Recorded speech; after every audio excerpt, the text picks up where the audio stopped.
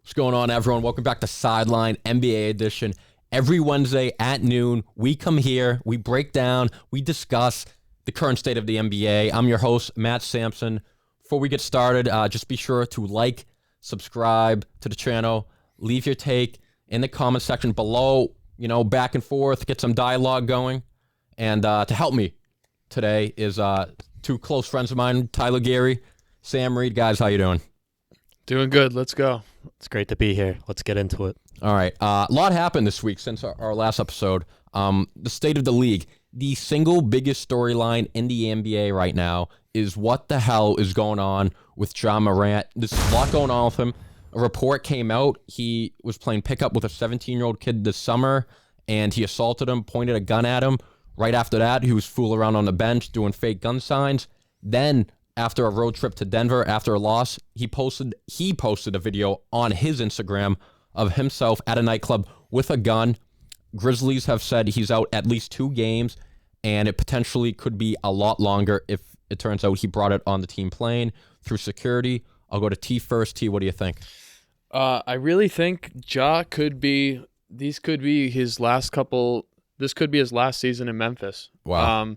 I don't mean this against Memphis as a franchise, because I'm sure they're a great run basketball franchise, and I don't mean this to target race in any way, but I think the city of Memphis is just not a good environment for Ja to be a star player in. They don't have the best crime rates. They're high in gang violence, and Ja seems to love to be around that. And if he wants to, he's taking this time away because he knows that if he wants to continue to play basketball at this level, he can't be around that stuff. So, I mean, I don't think it's going to happen in Memphis because, he claims that he's close with this team, but he doesn't even go out to the club with his team. He goes out with his boys, He continues his little gang rep. So that's what I have to say, Yeah, it's not like he's playing in Milwaukee and in Minnesota. Exactly. It's like, what are you going to do besides hoop? Yeah. In fucking Milwaukee. You don't eat cheese. Sam, what do you think? So similar to what T said, I kind of feel bad for him just because he did have everything going right for him up until these things started to come out about what he's been up to. Because if you know his story, like about how he was found, it was actually one of the Murray State recruiters. Mm-hmm. They found him when they were looking at other talents in this gym. He happened to stop at the concession stand to get a snack and found a back gym in this gym complex area, and he ended up finding Ja Morant playing hoops, which got into Murray State, which ended up getting him drafted to the Grizzlies ultimately, and he's been a star ever since. But this news is very heartbreaking, because he's got the world at his fingertips and he's just trying to throw it away. I mean, like, what more can you do for the guy, I just think it's a sign of immaturity. Like, dude, what do you do? You know what I mean? Because he didn't grow up like from the hood. Because you like some other guys who go through shit like this early in their careers, like AI, Paul Pierce. Like, Pierce grew up in Inglewood. AI is from like the hood in Virginia. You know what I mean? Ja grew up like prep school. He was breeded late into this, and now he's just all those stuff you brought up. That's just him being a degenerate, literally. He's like a wannabe, and he posted that. Like, someone stabbed Paul Pierce. Ja posted that video of the gun himself. Yeah, like it was. And I think it's just immaturity, and I think part of it is being on the Grizzlies. They don't have a vet. They're one of only 2 teams in the league. I think it's them and the Rockets now. They traded Eric Gordon, who don't have a player who's at least 30 years old. Yeah, they said Steven Adams held their team meeting. Not to say, Steven Adams has been in the league for probably 10 years now, but he's been around. He's not really a locker room, let me take on the lead of the team type of guy. He's just a 7-footer. If you guys are Memphis, do you bring in Carmelo? So a veteran who's been around, kind of struggled at the beginning of his career with like that gang stuff. That is true, because he did have those issues in Denver. I think that is a good signing, along with the offense. And Ja's got to respect Melo, because Melo's, 10-time All-Star, Olympic. You know what I mean? He's got the cred. Yeah, that would definitely be a good move for them, because he definitely has just affiliations with that stuff, and he can help him. Yeah. Lean himself away from that, because it's clear that he doesn't want to let his boys go, and this type of gang figure that he wants to portray himself as. So I think Melo would be a great tutor for him almost. I agree. I think they need a vet. And I think, like we all said, I think Ja Morant kind of needs to get his shit together And hopefully he doesn't get suspended the whole 50 games because, dude, I love watching him play. Yeah, the fate of the Grizzlies is practically in the hands right now. Well, Sam, speaking of the Grizzlies, more bad news for them. Brandon Clarke, he tore his Achilles or ACL the same week. Dylan Brooks got suspended. They blew a 25-point lead to the Clippers. This is less about Brandon Clarke, more about the Grizzlies. Sam, what are your thoughts on the future of the Grindhouse? Doesn't look that good. I mean, two of the top guys on their roster are out. Like indefinitely to this point because we don't know when Ja would come back after all this allegations and news was brought up. So, I mean, their best player is who? Desmond Bane right now? At this point, yeah. So Jaren Jackson. He's not really the kind of guy to lead a team to, victory and throughout the playoffs to make a run. Him and Jaren Jackson like he's more of like a 3 or 4 kind of guy. Like best player. He's not the guy that can take the team over the edge. Like he's just a supporting kind of role player kind of guy. So I would say that the fate of the Grizzlies does not look good. They got a tough matchup tonight against the Lakers, and I don't know what to expect. I mean, it doesn't look too good for this team. Do you think they can do anything this year? Well, going on Brandon Clarke, I actually see a lot of Rob Williams in Brandon Clarke. He's good. I've always he was huge for them in their postseason. I like run. watching he him played play. Really He's good tough. defense for them. He's a tough player. I mean, Xavier Tillman has been giving them good minutes since Steven Adams has been out, and Steven Adams is going to come back at some point. So, while this will hurt them, I mean, I don't even see the Grizzlies in the top 3 or 4 in the West. They might be. I think they're the 2 seed right now, but I don't see them as a threat at all. Frankly, I don't know if you agree with this. I'd put Phoenix ahead of them. Definitely Denver. I think I'd put Sacramento ahead of them. Yep. And honestly, if they're playing a playoff series, I'd probably take the Clippers. Yeah. Absolutely. And I agree, man. And I think it's funny because, like, you go before the All-Star break, before the Suns got KD and the Mavs got Kyrie, you would have said they may be second-best team in the West. Yeah, they were They were in shouting distance. You would have said they have a real shot at making the NBA Finals. And now I'd be shocked if they win round 2. They might win a round, but they might. I wouldn't be shocked if they're one and done.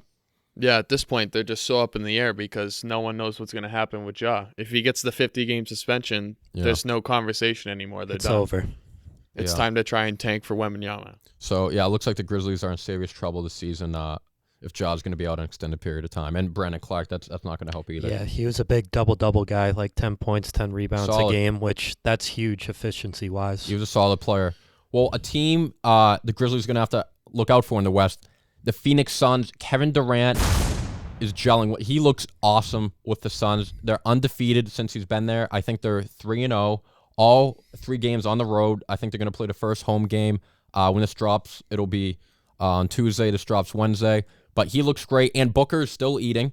Booker's still playing really well. Everyone looks good. They had a really nice win versus Dallas.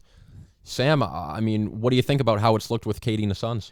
I think he fits nicely in this Suns team. You know, it gives a chance for Booker to be more off ball and play to his more natural game. Like, because Booker likes to catch and shoot more and attack that way rather than bringing the ball up and trying to create his own shot that way. KD, you know, he brings that length and versatility in his game because he can do it on both ends of the floor if he wants to. He can dictate the game on both ends of the court. Like, he is a true difference maker, and I think that's what this Suns team needed when they made that run to the finals. No, Durant swings both ways for sure. T, what do you think? The Suns are my favorite out of the West now. I agree. So as I said last week, I said the only thing that I feared with the Suns was Ayton. Mm-hmm. And believe it or not, he played like shit on Sunday. Yeah. I think he had 6 points, but he had 16 rebounds. That's the thing. He rebounded. So he played like shit, but it didn't matter because KD still scored 37 on 16 shots. So KD takes his time when he comes back from injuries, and he looks like KD. So as long as he doesn't get injured and they have Booker and CP3, this team's going to come out of the West. I agree. I was going to ask you guys. I think the only thing that's holding this team back is injuries. Because I mean, dude, Durant and Booker, I mean, they might be the 2 best players in any series you're going to play in the West outside of, like, if you play Jokic in Denver. And they may not be deep, but in the playoffs, what are you running? 7-man rotations? Maybe 8? Yeah. They don't need to be deep. You know what I mean? I was worried a little bit about chemistry. It's looked flawless. So I think if they can, because you see too in these playoff series, the later they get in the playoff, Chris Paul like breaks down more. Yeah. He gets tired. Now he won't have to be that second scoring option with Booker. He can be the third, even fourth scoring option. Yeah, it was crazy. In the game on Sunday, actually, they were daring Chris Paul to shoot. What did he have, 4 points? Yeah, something like that. But he had 11 assists. Yeah, it was crazy. They're not even looking at him on offense, and he's just setting people up. And it's working out for them so far. They got a good supporting cast like Okogie, Terrence Ross, Cameron Payne. They got some guys that can come in off the bench and really give them some good minutes, especially come playoff time. So I would not worry too much about this team as long as they stay healthy. Yeah, no, I think they're in really good shape. Another team in the West. This team's interesting to me. So a couple days ago, Curry came back for the Warriors. He came back. They ended up losing to the Lakers. Anthony Davis actually had 39 points. Yeah, we finally saw AD from earlier in this season. Yeah, no, seriously, prime AD it looked like. Curry came back. They lost, but before he came back and lost, they won a 5-game win streak, trending in the right direction. I'll ask you, T, like, what do you think about can the Warriors do anything in the West? Like, what do you think? Well, I do think Phoenix is going to come out of the West now for sure. But I agree.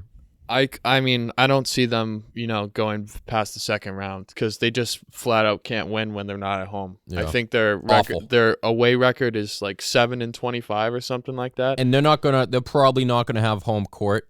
Definitely not in the second round. First round's kind of up in the air, but later in the playoffs they won't have home court. I mean, there is a little questioning left because Wiggins hasn't been playing for them. He was really arguably their best. He's definitely their best perimeter defender, and he's probably their second best scoring option now with Clay sort of taking a step back. I mean, they don't win the finals last year if not for Wiggins. Literally, because he guarded Jason Tatum and he shut him down a couple of games. So, no, I agree. Wiggins is going to be huge for them. Sam, what do you think about the Warriors? Yeah, I think T hit the nail on the head with this one. I can see this team somewhat making a decent run come playoff time. It's just a matter of if they're able to stay healthy and utilize the guys properly like they did in that finals run, which ended up winning them the finals because they utilized Wiggins, like his perimeter defending very well. That's what shut down Tatum and ultimately gave them a chance to win the championship.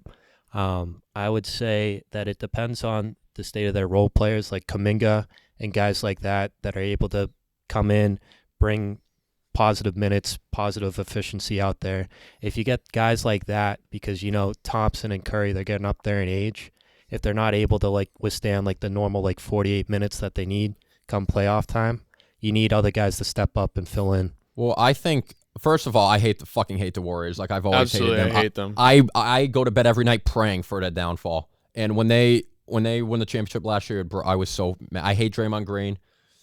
I can't stand him. I don't like Curry. I was gladly rooting for the Lakers on Sunday. Oh, me too. Sunday. I think Curry looks like a bitch. I can't stand the way he dances after he fucking shoots. The only one I like, though, is Clay.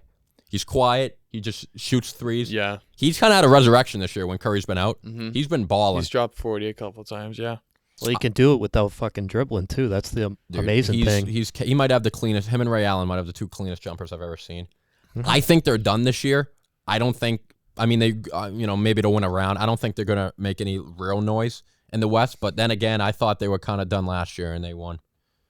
So we'll see. I sure fucking hope not. Steve Kerr, man. But yeah, we'll see. At least Klay Thompson's playing well. But all right, enough of the state of the league. Let's get to the team we care about, the Boston Celtics, the bleed green segment. Let's bring positive note to it. Let's bring it down. Let's get negative. It's more of my comfort zone. The Celtics have fucking sucked lately. I mean, they've been awful. They're on a 3-game losing streak. They lost 2 to the Knicks, okay?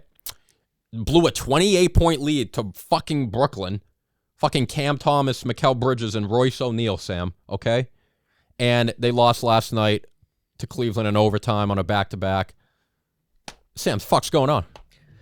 I don't know what it is. It must be something behind the scenes that's going on because you got guys like Grant Williams that thinks they're all that. The Batman. But yet, you see the clip of him talking to Donovan Mitchell before he goes to the line saying, I'm going to make both of these. Missed them both. What's he do? He misses them both when we needed at least one. Yeah, I want $20 million a year this offseason. Oh, please. Blow me with that. For fuck's sake, guys, you got to know your role and you got to play towards your role. I mean, He's a wannabe super. He carries himself like he's an all-star. He's a fucking role player. He's not, like the 8th or 9th best player on this team. I think you said it perfectly. He's a cheap man's Draymond Green. A poor Draymond Green, yeah.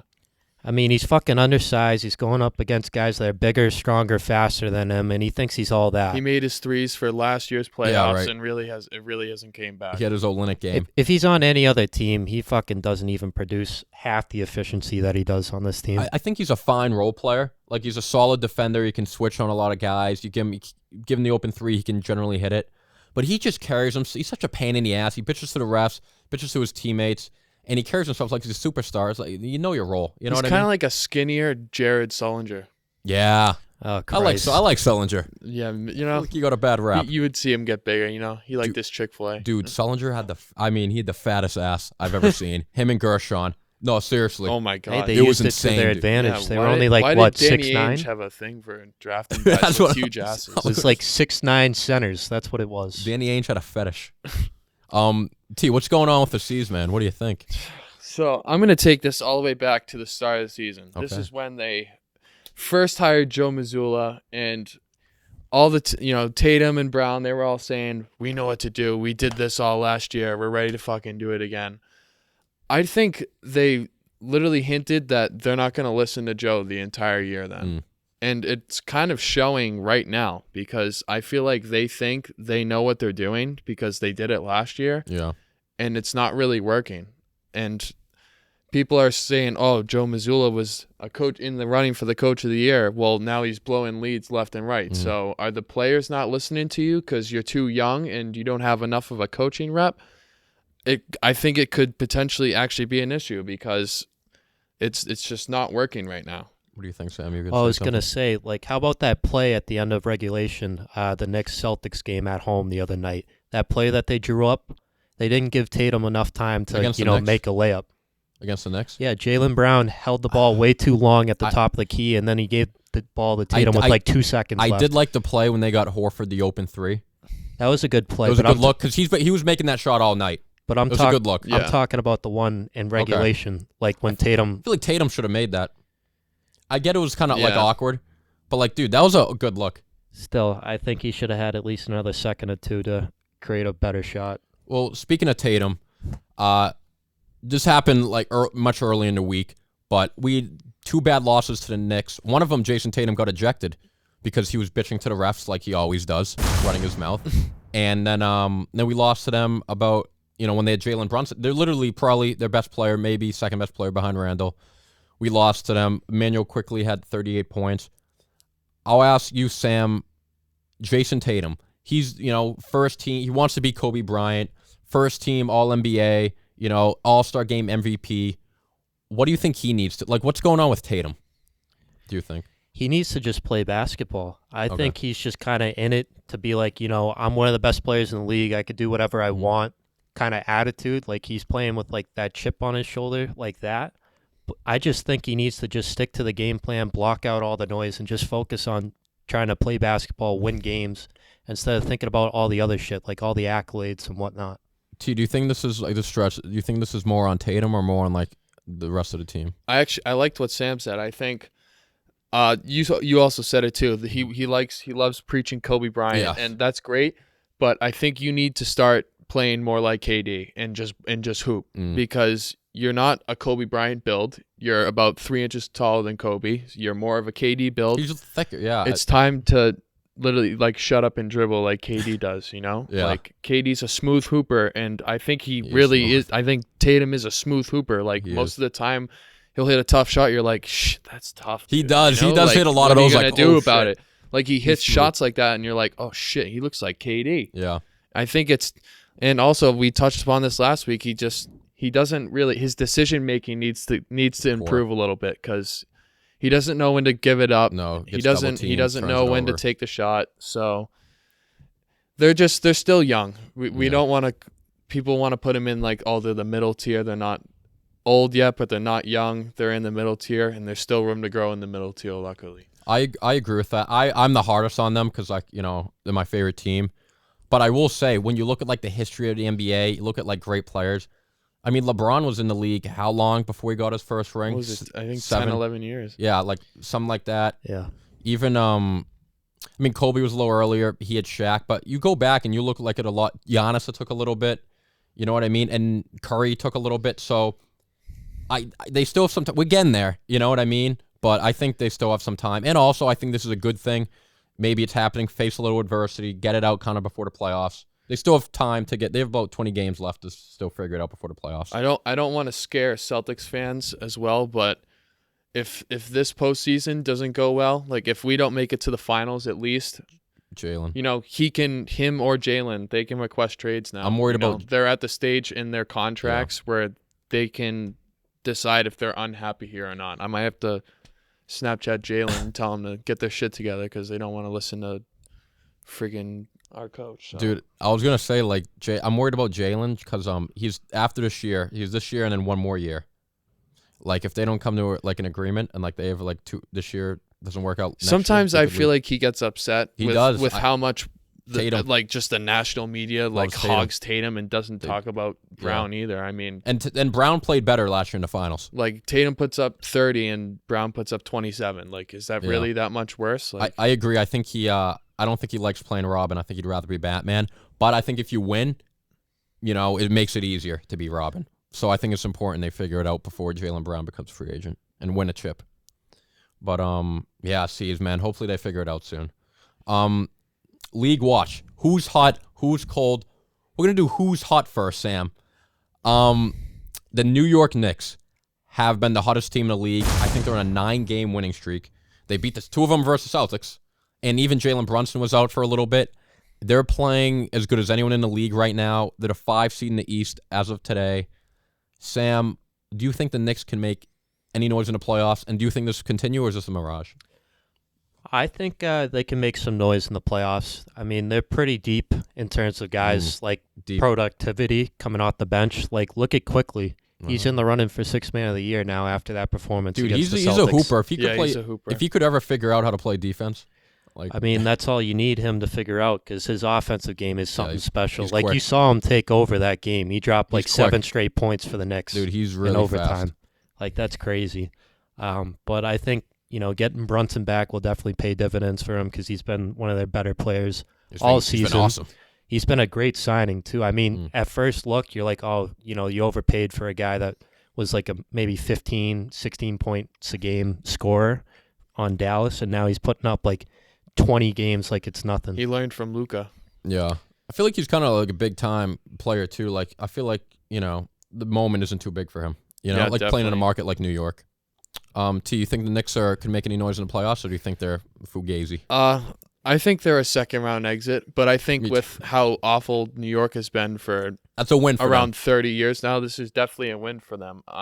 They acquired Josh Hart at the trade deadline, and I think they've lost 1 game with him in the lineup. Yeah, so it's a good move. He's definitely doing the dirty work for him, and now that they have, the Cam Reddish cloud out of there, not like it was much of a deal anyways because he didn't do shit for him because Tibbs wouldn't even play him. But Tibbs like they play good defense. I'll give a shout out to Randle because he won that game in Miami for him. I don't know if you guys saw his game winner. That shit was tough. He was in the corner and you saw him in the 3-point contest. I have no idea how he freaking made that. So the only thing I'm worried about the Knicks, because I agree, I think second round exit is if they get Cleveland in the first round. Yeah, they're done. And their offense goes stale. I don't know if they can put up points with Cleveland. I just think Cleveland's just too big for him too. Yeah, I think that's a bad matchup for the Knicks. And so maybe the standings obviously could shift, but if they end up playing in Cleveland as home court, it could be Trae Young Hawks repeat first round. Bye, Spike Lee. Seriously. Cold team. This pains me because I like this team. I like a lot of guys on this team. The Clippers have sucked lately. They won the other night versus the Grizzlies. Finally. They didn't have Ja Morant. But before that, they were on a 5-game losing streak. It has not been working out all year. Got Kawhi Leonard, 2-time Finals MVP. Paul George, fucking Norman Powell, Zubac. They went out. They got Westbrook. T, do you think the Clippers can still put it together, or is it are they done? So I actually wore my Westbrook shirt today. Little respect for him. I'm kind of a Westbrook fan. I'm not a Clippers fan, but I've always just liked how hard Westbrook plays. But this was mostly to show that it's not his fault that they can't fucking win games. I watched their highlights and they just don't play defense now all of a sudden. It's like ever since Westbrook came, they just stopped playing defense. Like their offense isn't the issue because they're either losing in overtime or they're losing in the final minute of the game because they just forget someone. When they lost to the Kings, they put up 170. Westbrook could have won it for them in the regular time. But yeah, I saw that. But yeah, I mean, it really just comes down to Ty Lue. I do think for Westbrook, we've seen on the Lakers, he gets pouty when he doesn't finish games for them. Mm-hmm. But he was very willing to come off the bench. And the Clippers were actually rolling when they had Terrence Mann in the starting lineup for them when he played for point guard, UMass Lowell, actually. So he's a local guy. Yeah, he's a good player. But I don't see why he would go away from that too, I mean, Westbrook was already comfortable with coming off the bench. And I'm sure, he's finishing the games with them. So I think, meet best of both worlds. Put Terrence Mann back in the starting lineup and let Russ finish games like you have been doing. I think that will help them. I agree. Let Russ roll with at the end of the game, crunch time when you need him. Sam, you think Clippers can put it together, or you think they're toast? I don't know. I'm kind of like in between on them because, like T was saying, I think they care more on the offensive side of the ball than playing two-way. Like you got to have a nice balance between both because if you don't try hard on defense, it's not going to translate to the offensive side of the ball because, like they say, defense wins games, and that's what's most important come playoff time. I do say that. It's always the teams that can do it on both sides of the ball. I mean, look at that Warriors team last year. Wiggins shut down on defense, locked down Tatum, won the game. But, I don't really know. I don't think they're buying into what Ty Lue has to offer. Well, I think this is your typical, because this, is an old team. They get a bunch of vets. Mm-hmm. So, I don't know if this is just we'll just coast through the regular season. When playoffs comes, we'll turn it on, which it might be. But they definitely are doing that as well. It's a dangerous game to play, though. You just assume, come playoff time, you can just kind of flip a switch. I feel like a lot of the times, the teams that go on the runs are the teams that get hot. And they've been playing the worst basketball of the season since the break, so they better figure it out quick. They could be a very scary team. They got a bunch of names, like you mentioned earlier, like Zubac, George, Powell, Leonard. Listen, if they get hot, if they end the season playing well, they get hot in the playoffs, they could make a run. You have Kawhi Leonard, Paul George. That's all you need. Yeah, when those two are, playing to their ceiling, they're fucking two of the best guys in the league. Game changers on right both there. sides, too, Sam. Like you said, offense and defense. Yes. So I think they're a very interesting team to watch because they should be among the best in the West. Should be. I think it all depends on the matchup, who they get. They honestly, they look like Dallas right now after the trade deadline. Ever since they got Russ, they're 1-5. I think the Mavs are 2-5 with Kyrie and Luka. So it's guys, clearly it's not where you can't outscore everyone every night because the NBA they play defense too. Exactly. Yeah, no, it'll be interesting to see how the West shakes out, especially with the Clippers. Before we end the program, we have one fan question. Gillen, he's a very busy guy. He was at work, wasn't able to submit a question. But we have a different question from a different fan. Let's see what the question is. Hey, Alex V here. First time, long time, big fan of the show. What are Celtics fans' excuses for dropping 3 out of 4 to the Knicks this year and losing recently in double overtime to a Knicks team without their best player, Jalen Brunson? Wow, what a question. What an asshole, too, Alex is, just to point it out. He's clearly a Knicks fan. It's funny, he texts me about the Knicks whenever they beat the Celtics. He goes, the NBA is just better when the Knicks are good. Dude, the Knicks haven't been good in 30 fucking years. So I don't know what league you're watching. The NBA is, so I don't know. He's delusional. But, I guess I'll ask, me and T, we were talking about this. Why do you think we have a hard time with the Knicks specifically? Why the Knicks? I don't know why. We just can't get up for a game against the Knicks. It's almost like they look at social media. Our players look at social media and they think about how last year it's like, oh, let's just lose to the Knicks and then we'll turn it on and go on a hot streak. It's like they keep thinking about that and they can't get it out of their heads. Like I said, I think they can flip the switch because they've been there and they claim that they've been there. Mm-hmm. So I think. Sure, the Knicks can win as many regular season games as you want, guys. Until it comes to the postseason, don't even, stop talking. I agree. I think, if come postseason time, if we did play the Knicks, 5 games, 6 games max. Yeah. And I think the reason we have trouble with the Knicks in the regular season, because those guys, I'll give it to them, they play tough. Yeah, Tibbs definitely makes them play tough. And a Thibodeau team, they're going to go out every night. They're going to play all out. They play tough defense. So I think that's why when the Celtics just go and flub it out, another regular season game in February, March, and you run into a team that wants to play that night, and now they have some guys, Barrett's playing better, Randle, Brunson, quickly. It's like, you're going to fucking lose. You can't just walk out there. You got to try. So I think that's why, and I agree, though, like playoff series, I think we would beat them 5, maybe 6. Sam, what do you think? Yeah, I was going to say, I think it comes down to discipline. I think they're a lot more disciplined than we are. So they go into it, Play with hard a chip on their shoulder because, everybody's talking, the Celtics should wipe the floor with them because on paper, we're the better team, right? Mm-hmm. But all it takes is effort. I mean, the Knicks definitely show a lot more effort in these games. Like you saw, they controlled that game and that outcome, especially in that overtime. Like, look at quickly. He was hopping around out there. He was all excited, having fun, while the Celtics looked slow, looked miserable out there, and obviously could not deliver in the clutch. They could not. But, that was great, guys. And that's going to wrap it up for today. That's it. But thanks for sticking around for another episode of Sidelined NBA Edition. Remember, we're here every Wednesday at noon. Tune in for our latest episode. This channel is completely viewer supported, so please, I'm begging you, be sure to like the video, subscribe to the channel, leave a take, leave a comment below. We'll get back to you. T's going to be back next week. Sam's going to be back next week. Yes, we'll be talking hoops. We'll be there. Join us next week. Have a nice day.